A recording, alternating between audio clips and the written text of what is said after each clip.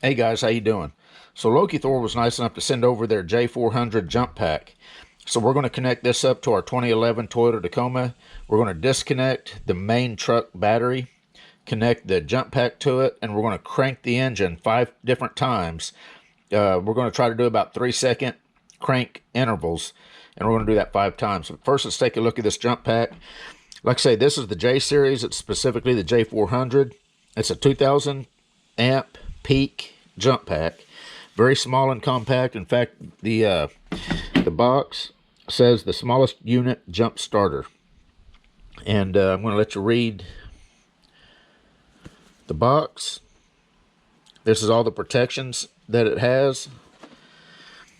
Let me just read some of the specs. So this is this has got a 6400 milliamp battery built into it. That's almost 2400 watt hours. It's 1000 amp starting current, 2000 amp peak, 3 amp charge rate using your USB-C charge cable, which it does come with. And its storage temperature is let's just go Fahrenheit since we're in the US, -4 degrees to 122 degrees. So has a service life of about 1500 cycles. Anyway, I've been very happy with my Lokithor JA3000 and J300, and we're going to see how this one does. So whenever you first push the button, you got some nice bright display lights. Of course, it's not connected to nothing, so it's showing 0 volts. I did fully charge it before this test. If you push and hold the button right here, the little light button, you do have a light. Push it again, you got a strobe. Push it again, you got SOS. The manual button is if you connect this to a battery that has 0 voltage and the unit cannot detect that it's connected to a completely dead battery, you hit the manual mode, push and hold, and then it's going to supply power to your cables, regardless if you've got it connected or anything. Right now it's showing the voltage that would be right here at these pins. So if I had this hooked up, I'd have 16.7 volts right here at the cables. On this end, you have a USB-A, so this will also function as a battery bank. So if you need to charge your phone or a tablet or something, you can plug in here.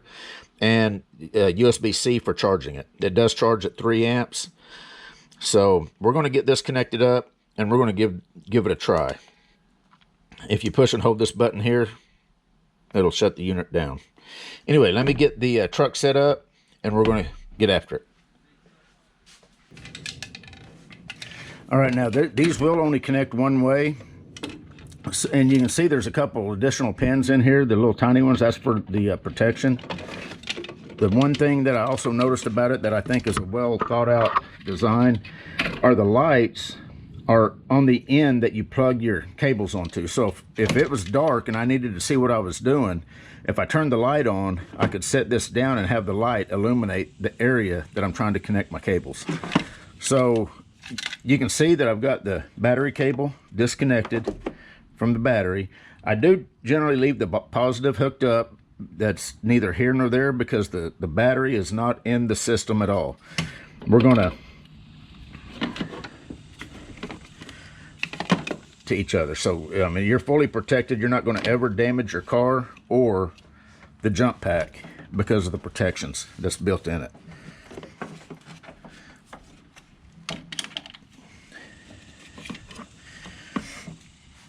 Now, turn the unit on.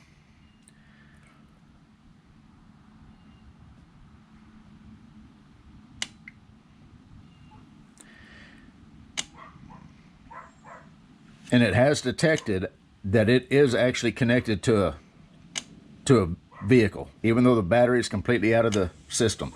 I'm gonna go crank it. It will not start. I have the EFI relay pulled out of the system, so it's just gonna crank, but it won't run. And I'll crank it for about 3 seconds, and I'm gonna do that 5 times.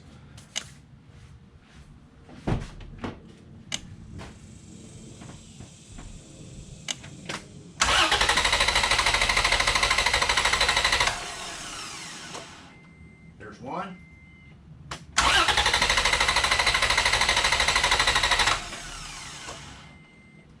2,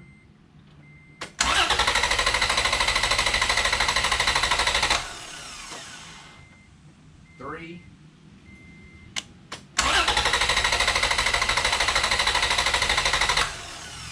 4, 5.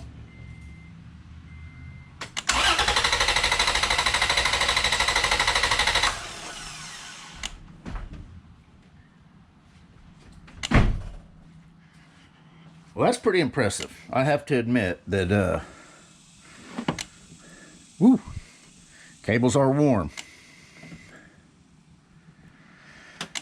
I'm impressed with this little jump pack.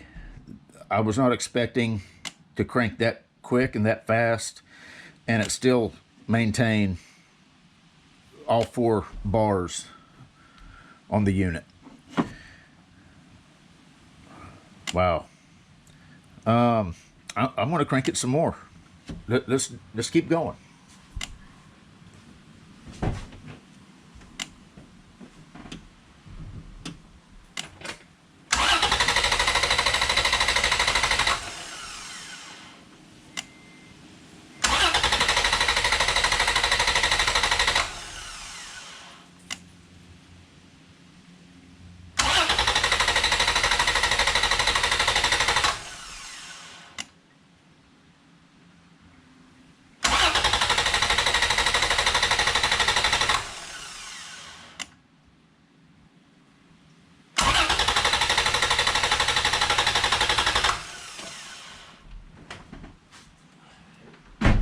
I think that was 10 total cranks.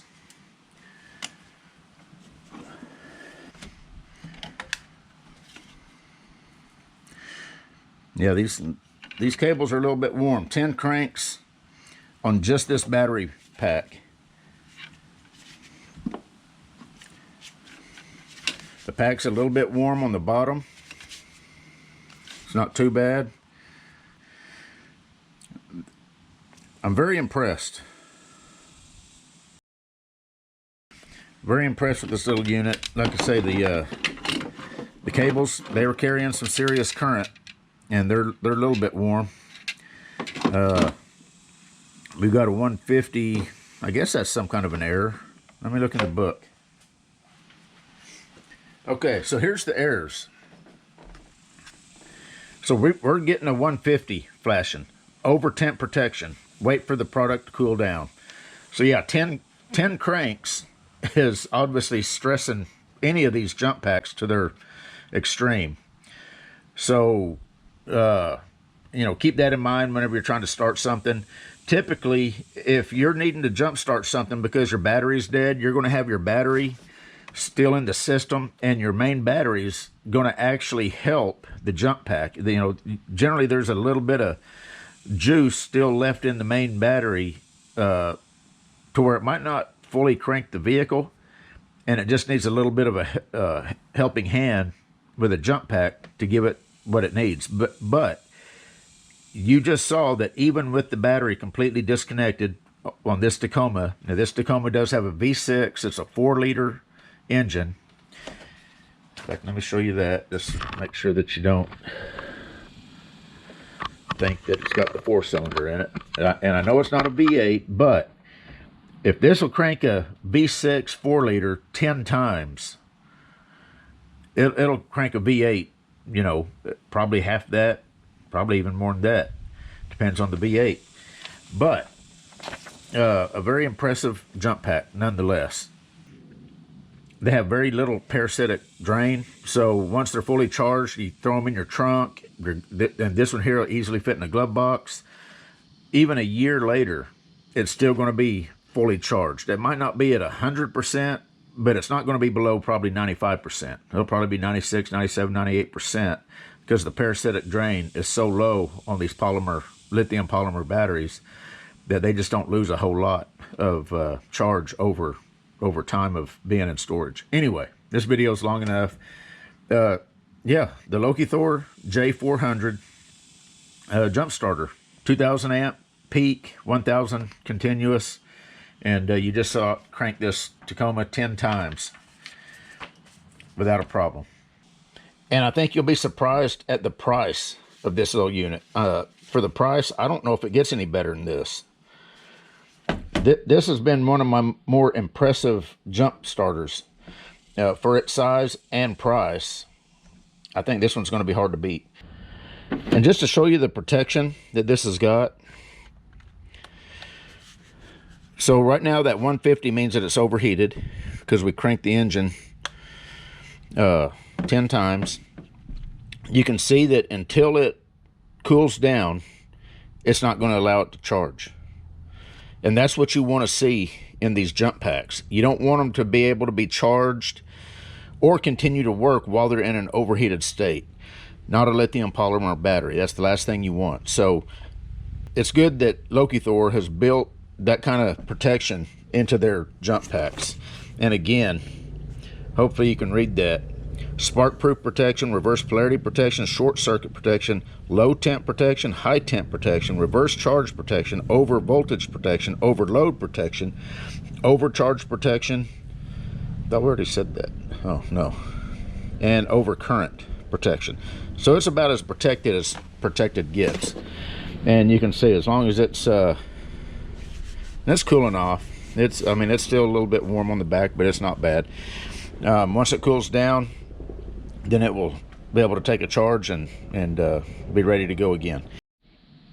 All right, guys, I also got a case for this jump pack, and I want to talk a little bit about the case because it's really nice. It's a semi-hard case, and it's IP65 rated for waterproofing, so when it's shut, the zipper closes itself off. So if this was going to be in a possible wet area, like under the seat of a Jeep Wrangler or in the back of a pickup or a toolbox that maybe gets wet whenever it rains, you could have a peace of mind that it'll protect your jump pack. It does have a handle, does have a loop so you can hang it if you needed to.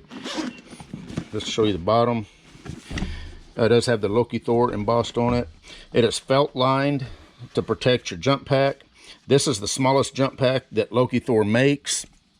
But it fits many of the Lokithor jump packs, and it fits other jump packs too. If you had a jump pack that didn't have a nice case, I'll measure this here in just a second, and you'll be able to figure out if you got a jump pack that'll fit in here. But for the Lokithor jump packs, this is rated for the J400, which is this one, the J401, J401X, J402, J1350 Pro, J2250 Pro, JP400, JT400, and the JC400 Lokithor jump packs. But it does have the compartment up here also, obviously for your USB cable and your jumper cables. And let's measure the inside. That way you'll have an idea of the inner dimensions, just in case you have a non-Lokithor jump pack that you would like to have a nice case for. And from here to here, we're looking at about 8.5 inches. From here to here, we're looking at about 4 3/8 or 4 1/4 maybe. And then you're looking at about 2 1/4 depth. So if you've got a jump pack that you need a case for, you can measure or go by those dimensions and see if your jump pack will fit in here. Anyway, we're done. You guys take care. We'll see you.